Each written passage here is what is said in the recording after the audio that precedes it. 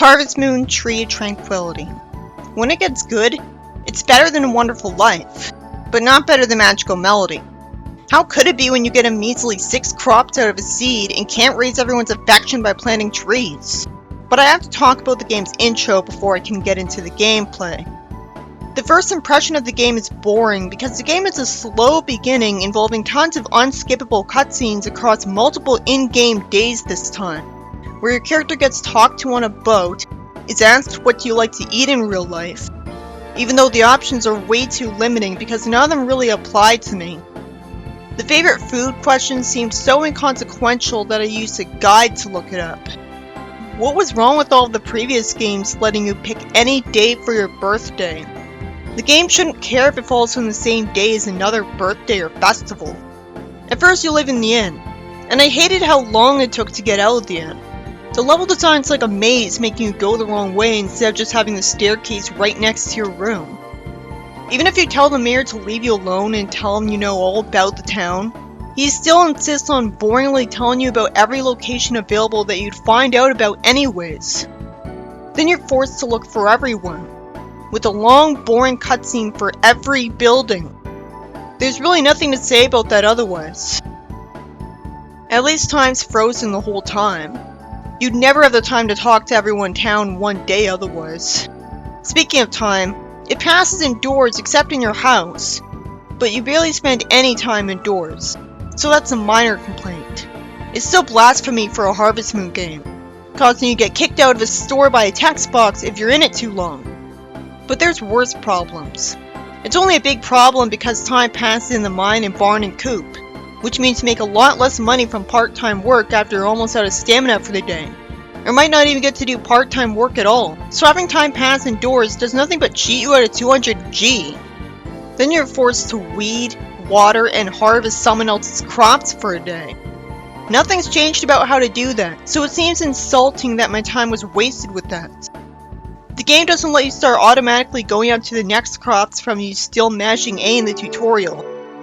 Or ever. At least I was paid for it. Right away, I hate Craig and the snobby blonde kid near the town hall. Craig's a condescending, impatient jerk who calls you a wimp in the tutorial. I kept thinking that the game really doesn't need to be even more annoying in its beginning because it's already boring enough. I love that you put away stuff automatically when you pick it up if it's not fodder or feed, so that's one less button press. I didn't like that the game forced me to go give people strawberries as a gift instead of letting me ship them if I felt like it though. As a part of the tutorial, you're forced to go all around town and talk to everyone there individually, and even give strawberries to a few people when they aren't all beside each other. I hate any time the game wasted my time panning around the landscape. And your character repeatedly dreams about the Harvest Goddess, who somehow keeps failing to send an understandable, uninterrupted message to you, despite being an all-powerful goddess, who you'd think would have been able to solve her problem herself. So I stopped taking this plot seriously rather quickly. Which might not have happened if the game kept it simple like Magical Melody and just had you get told the game's overall mission and plot and why it's needed as soon as the game starts. Instead I get told by the mayor to not worry about that dream at all. Why show it to me so early then? I hate that you're asked to choose a land plot at the start of the game without getting to see where each land plot is in relation to everything else. It's just a mean beginner's trap, and you shouldn't feel forced to use a guide right away. I think I picked the best plot the first time, because once the root gets removed, it's just a quick trip to the carpenter shop and mine from there. But at the beginning of the game, the town plot is so close to it anyways that there's not much advantage to it over that. The second time I chose the seaside plot because I remembered it had the largest land amount. How is Tree of Tranquility hard to get into? Let me count the ways. Because of the constant loading screens and slow walking speed, and only being able to water one crop at a time at first, the first spring of the year is hard to get through because it's so boring. A month later I'm able to water a 3x6 square, and all just because I used the watering can enough times. So the tool upgrading was handled pretty well. Getting a better version of the tool just makes it use less stamina. But it doesn't change the fact that your walking speed is too slow, when it's already bad enough that the way the female main character walks is silly looking. Anytime I'm going a great distance, like from my house to the mine, I turn up the game to 300% speed to be able to get to my destination without being really bored. But that's too fast to play the game well, so it's stressful that afterwards I have to turn it all the way back down incrementally, or ruin the immersion by taking even longer getting it back to 100% speed manually with some clicks. I hotkey the speed up to the up part of the control pad, and then I have to return it to normal or I'll move too far ahead in the mines trying to aim at rocks, so I hate that I can't hotkey return it to 100% speed. I have the game, it's just much faster to play it on Dolphin. You can't just press X and keep the item menu up because it disappears after a few seconds, even though it still pauses the game, unlike in Magical Melody. Why can't it be like AWL and always stick around? The game's map screen is useless for a first-time player. A Link to the Past had a better map screen. It's still entirely up to you exploring the game map yourself, slowly and tediously, to memorize the game's level design yourself. It takes all day in-game to do that. Enjoy taking all day to find the hot spring. On the bright side, the hot spring is available from the start of the game. It's actually in a 3D game for the first time since 64, and they streamlined it because just going into it restores all your stamina in seconds. However, somehow you're only allowed to use it once a day.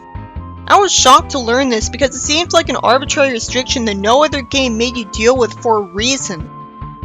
However, the hot spring is so out of the way to get to, even for someone who has the land plot closest to it, that I don't feel like visiting it ever again. The character moves so slowly, and you have to go through loading screens, and then walk around some rocks going to the east when you can't control the game's camera to get to show you what's ahead of you. It's a pain to get to the hot spring. It takes hours in-game to make the trip and back. The game's already boring enough. Every other game had a better location for the hot spring.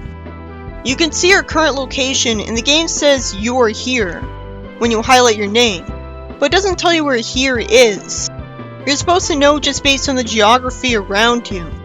Sword Seasons map blows this out of the water, not to mention Magical Melodies.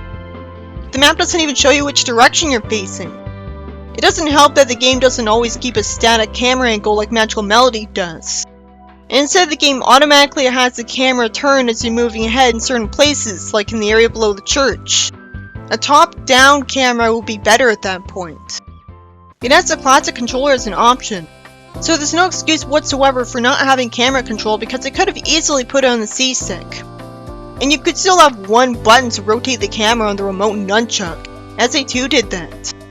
One button to rotate it one way would be lame, but it'd be much better than never being able to see much of what's ahead of you so that you might not know where you're heading towards. You can't turn it to keep it pointing in a certain direction. You can only do something useless with it while your character is forced to stand still. While in Magical Melody, you could zoom in and out with the control pad and still keep walking around with it like that. You aren't able to rotate it around or above you. It's not like the camera controls in any 3D game I ever played. Harvest Moon did best in top-down games. You often end up having to walk towards the camera just to progress in the level design. And you only know where you're going because you've memorized the level design already. But that doesn't make the town very charming. It seems like a minor complaint because you do get used to it and stop minding. But it makes getting used to the level design needlessly stressful. Even Harvest Moon 64 had a better camera. I always thought the game's graphics would try to be realistic because it's a Wii game. But I think the only things that impress me about the graphics are the way the game's scenery looks, and the way Ellie and Gray from Mineral Town look in this game. Ellie isn't eligible for marriage for some reason. Great game design there. I don't understand why copper ore is more red than brown this time. Otherwise, the way the forgeable items look are thankfully recycled from Magical Melody when they're from that game. That just makes it confusing that the herbs look smaller on the ground for no reason. Because it made me think they were still in the process of growing, like in Story of Seasons. So I didn't pick them up for months. It's not a big deal either way, because herbs and berries are very low in value financially and barely restore any stamina. And it takes so long to get to them. I think you're better off either part-time work or fishing. First thing you'll notice about the gameplay in general is that the pacing is slower. The game has 7-second long load times every time you leave or enter an area, which does not get sped up no matter how fast the speed the game's running at. when Magical Melody consisted of only a few areas and there's plenty in this game, resulting in every day having you sit through 15 loading screens at maximum. In Magical Melody, you only have a few loading screens per in-game day, since most of the overworld is one area. The game's overworld is too big. It's mostly just grassy areas. It's too repetitive to be worth being so big. The seed shop's too far away from your house no matter which house you choose, because the Maple residential area is in the way of it. It's multiple loading screens away from your farm. That's far enough for me. More things that add to the game's slow pacing are that every time you talk to anyone, you have to wait a second for them to talk to you now, which discourages you from doing it if you don't have to. It doesn't help that usually the only thing any given character has to say is related to the weather, or commenting on the fact that your character is tired. That kind of boring dialogue doesn't endear me to the characters and frustrates me anytime I try to give them a chance. I don't feel like most of the villagers have personalities. They're just nice people. Whenever you talk to someone, you see those little lights go up from their feet. So finally the series visually indicates that talking to a person raises their affection a little. But it's immersion breaking and condescending. I don't need to see that to get the idea that a person would like being talked to. The game has weird controls. X to choose a tool, but then you have to use A to use it? At first it kept throwing me off. B to get the last tool or item out. Once you bring up the rucksack, you can't use the same button to get out of it. And the rucksack screen is useless this time, except for having a much faster way to see everything in your bag, of course, because you can't equip anything there. Like in Magical Melody, you can't use the hoe to get rid of unwanted crops. As said before, the most alienating part of the game is that it can't even keep planting crops simple. You're expected to do a row of tilling just to plant 6 crops. Apparently, you plant a whole row of crops, but only if you thought to plant the crop while facing the rest of that row a square away from the end of it. If you plant seeds on the southwest part of the land facing west or south like a normal Harvest Moon player, you would only end up planting 1 crop. So it's easy to accidentally waste bags of seeds at the start because you're never told to plant them this way. I love that you don't have to be holding something to ship something anymore. It saves you time. It sucks that you can't unstack items when you can in Harvest Moon DS. Well, it's nice that I can finally walk over crops just fine to water all of the crops. I hate how easy it is at first to accidentally walk too far ahead, or even turn around and water the wrong crop. Watering crops is a needlessly delicate process because of the slippery controls. I had to increase the dead zone of the classic controller left stick 3 times on the first time I tried watering crops before I got good controls. You'd think the tutorial would have taught me where the hot spring was, not wasted my time on forcing me to talk to everyone in town with only one new nugget of information that I absolutely hate. The fact that if you let weeds grow in this game, they'll somehow make your crops take longer to grow. So you're forced to do weeding even though you can walk over the weeds. This was the first time I wondered if I would hate this game. The weeding is tedious because it takes a needlessly long amount of time to get rid of a weed. Pulling it out takes too long, and it's not fun to have to switch to the sickle to cut a weed either, especially because there's no button combo to instantly switch tools, like Mineral Town is a good sense to do. And yet you take until late spring to be able to go to Brownie Ranch and get the sickle. I think you can go to Brownie Ranch early. On the bright side, the weeds only make the crops grow slower if they're right next to them, and the same goes for the little trees. And there's a limit on how many weeds there can be on the plot, and so you can let enough of them grow on it and never have to worry about them. You'd only know that from reading a guide though. You need a guide to learn how many days each crop takes to grow. It'd be common sense to have the game tell you that when you're about to buy a seed, but it doesn't happen. So you'd never know without experience that turnips suddenly don't take 4 days to grow, while potatoes take 4 days to grow no matter what. Why did they screw with the amount of days? Veteran Harvest Moon players are used to the rules being reversed, so they buy turnips instead because that's what you're supposed to buy early on. It'd be great to have some variety if they told you about it. The worst thing about farming in this game though, it sucks that there's no seed maker. At least decent crops are either rare or don't exist in good soil. While the game doesn't have animal products or crops go up to level 100 anymore, it still has rankings. It was too overpowered that it went up that high. But it never feels satisfying because the crop only gets its ranking based on the way the soil was predetermined to be at the start of the game, and fertilizer needs at least 99 crops to be sold to get unlocked, because you have to make enough money off them. Shining crops are random, just like the giant crops from DS, except they require the best soil. They're the replacement for them without forcing you to go through a long cutscene to harvest them. And it actually requires some skill to make them appear depending on where they were. It's convenient that shiny crops are obtainable while barely even trying. Here's why it sucks that perfect crops aren't more profitable as they are than cooked. Usually only shining ranking crops are more profitable the way they are than cooked. But shipping crops unlocks fertilizer. And otherwise you can only buy overpriced fertilizer at the flower festival. So if you're impatient enough to buy what you want, they just cook everything. You won't unlock fertilizer at the store until late summer. By the flower festival, you'd only have enough money for a few fertilizers. So shining crops are rare anyways. It'd be better if you could completely guarantee that your crops got leveled up. There apparently are places to forage. But needless to say, they're pretty out of the way, and with the walking speed in Big Overworld and the franchise's history of having forageable items be nearly worthless, is it worth it to spend all day foraging? When you choose to do part-time work, you end up getting over 100 G as a reward, and the only thing you have to deal with after that as a catch is that the game fast forwards to after the store is closed. What's absolutely shocking to me is that you don't have to do anything at all after choosing yes. Even before the game's release, there were rumors that you had to do mini-games for this for a reason. It's nice that I don't. It's just so convenient that you can earn money just from pressing A few times at a store that's confusing because this isn't Harvest Moon. Since I took so long to think to do this because it was never in the series before, and I wasn't told that I would be paid for part-time work, it feels insulting that I got money so easily when I waited too long to do that.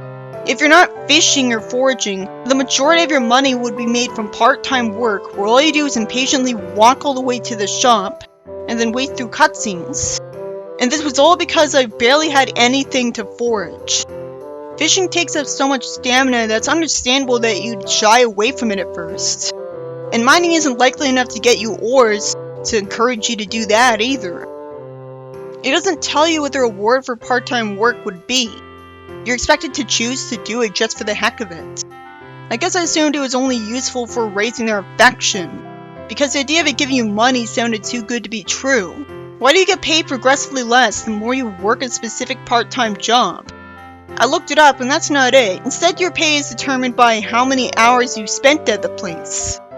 But I wish I was told that. It's bad for immersion when there's no indication of what your character actually did during their job, which would have been interesting. You might have actually been looking forward to learning that. One of the places you can work at closes at 10 PM, so On the Hook is the best for this. The way it works makes sense. It's just that it's really counterintuitive to think, I have to water my crops after the part-time work. If you try to do part-time work an hour before closing time, the shopkeeper won't let you, which is dumb and makes it mind-boggling that the option to do part-time work was still there then. I like that part-time work raises your affection with the villagers, and you make more money from them if they like you more. But when you get the gold hammer, mining will make a lot more money than part-time work. Every time you try to go to sleep, you actually have to press down to confirm that you want to this time. And every time you do go to sleep, or the game hits 6 AM when you're staying up too late, the game wastes your time with a screen showing you what you earned in each category of item for no reason. That screen gets your grazing animals back inside, which is good if the next day is rainy, but it's usually not.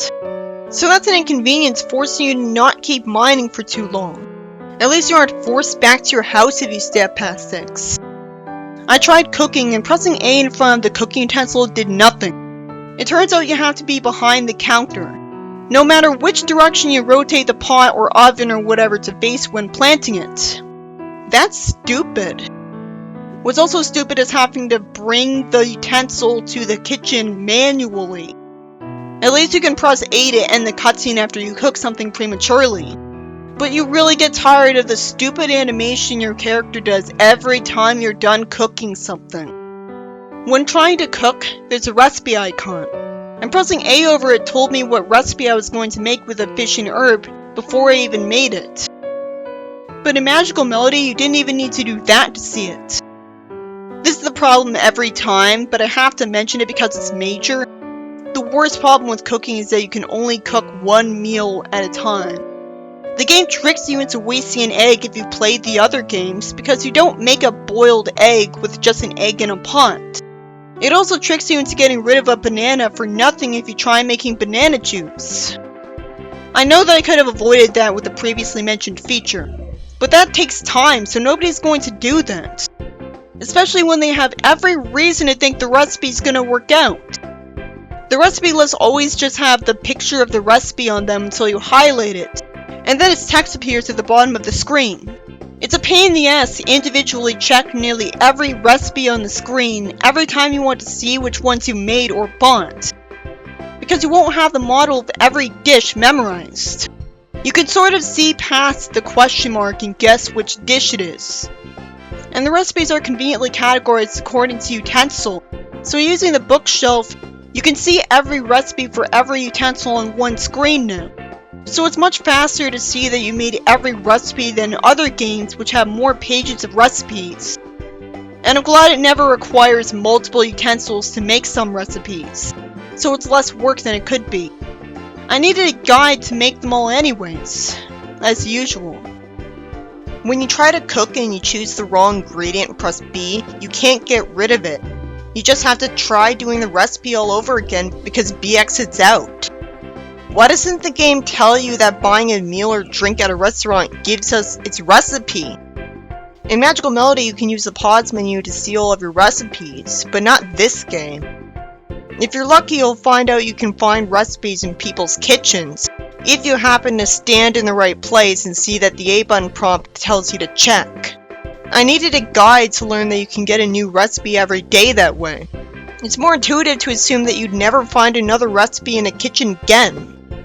Not every kitchen has a recipe, so it's even more likely that you won't find out about this. And there's a glitch where sometimes cooking a recipe for the first time doesn't give you the text saying that's being added to your recipe list. So you do need to check your recipe list every time. Like in Magical Melody, having a separate recipe for every fish in the game and multiple recipes for a few of them is a big mistake. It's annoying catching every fish. You need a guide to know which flowers make certain perfumes. It's total bullshit that you can't make red perfume with just any 2 red flowers. What sucks most about it is that red perfume is something Selena likes, and in the first spring, it's the only gift you could give her that she likes more than a neutral gift.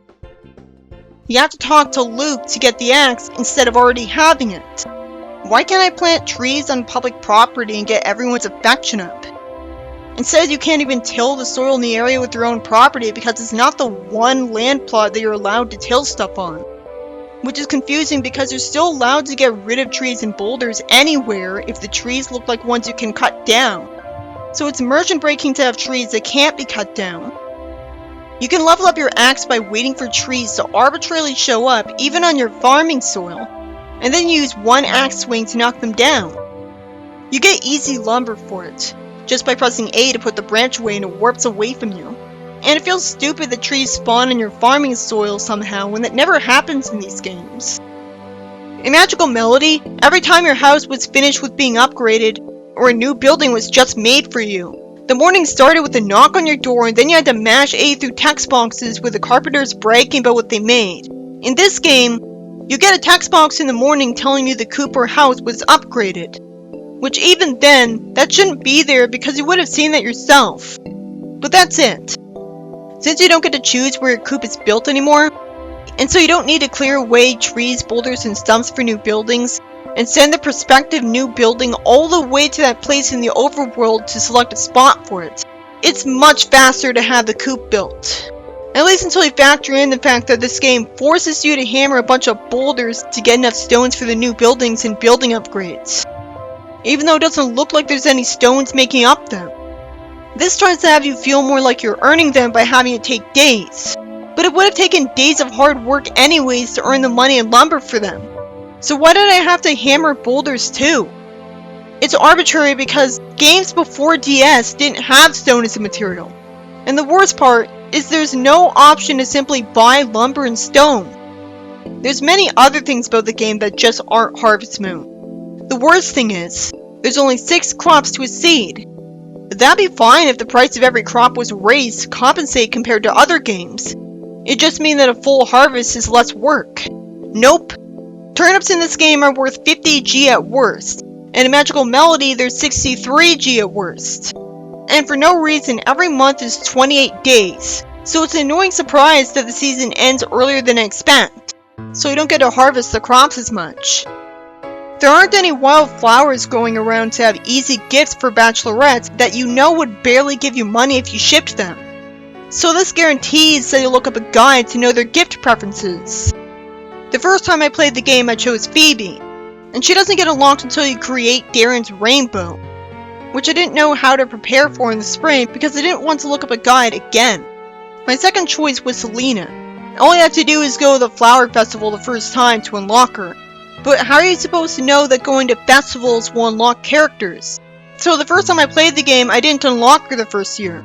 At least it's convenient that in the friendship menu you can choose to track a certain character. For once, it's something I wish every Harvest Moon game did.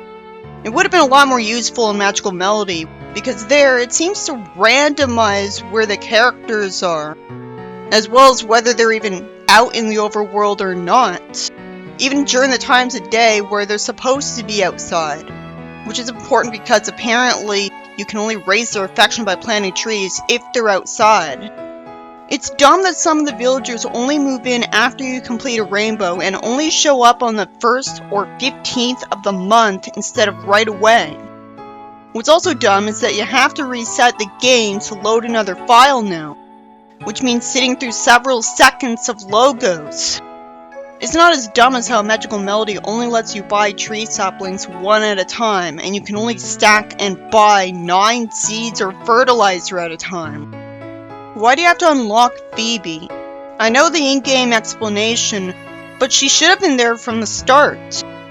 It's bad enough she has a bad character design, with green hair, when she's the only one with an actual personality. Otherwise, there's nothing but nice girls and the withdrawn girl. At least she's an inventor too, and she doesn't seem to be bad at it like Anne is. But she practically stops talking about science after you marry her. As usual, there's a lot of nice looking bachelorettes in the game, but they seem to be all personalityless, boring nice girl, with one interest each as their gimmick. And it says something when their character profiles online barely give any more information about who they are. When you highlight a character in their friend list, instead of getting given text about the character like in Magical Melody, you get useless text that depends on how many hearts they have, and it's the same for each character.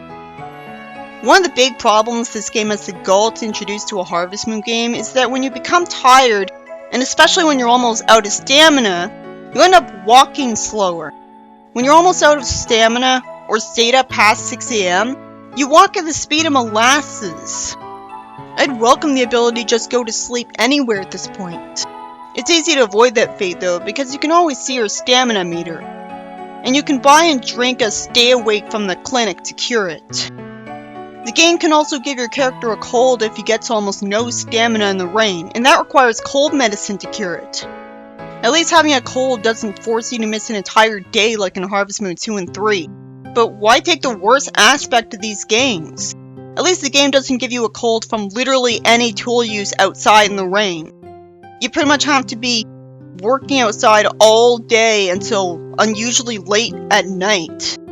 The fact that the cold is even in the game is completely forgettable actually. On the bright side, I love that when you buy food items of any kind, you can keep it and stack it in your bank. I hate how to get the fishing rod you have to look up a guide and learn that you have to find a fisherman on the beach at 9 a.m. Why would you be there naturally? What's wrong with being able to buy it? You can't show up too late or you won't be there. Well, I love that time stops while you're reeling in fish. I have to press A rapidly to reel it in. Great. It's actually painful. They really want to punish you for using a real controller. Not only does your A button finger end up being sore, but your left hand gets sore holding the controller. I get trying to make it more interactive to make it less boring, but it just makes it more tedious. Already, having to wait so long for a bite compared to the instant result of the 8-bit games is bad enough. It's great that when you fish something up, you automatically put it away and re-equip the fishing rod, and that you're not asked to release it. Well, it's nice that you don't use up stamina by casting the line. You lose stamina while reeling a fish in. You're only going to know through trial and error how much stamina you have to have so that catching certain fish won't deplete your stamina. And how many button presses it takes is different depending on the fish. So bottom line, the only changes to the gameplay of fishing, aside from a few of them, are arbitrary and bad. At the start of the game, I didn't even have time to try fishing because watering takes too much stamina and it takes half the day to get to the hot spring and back. Half the time you cast the rod into the water, nothing happens.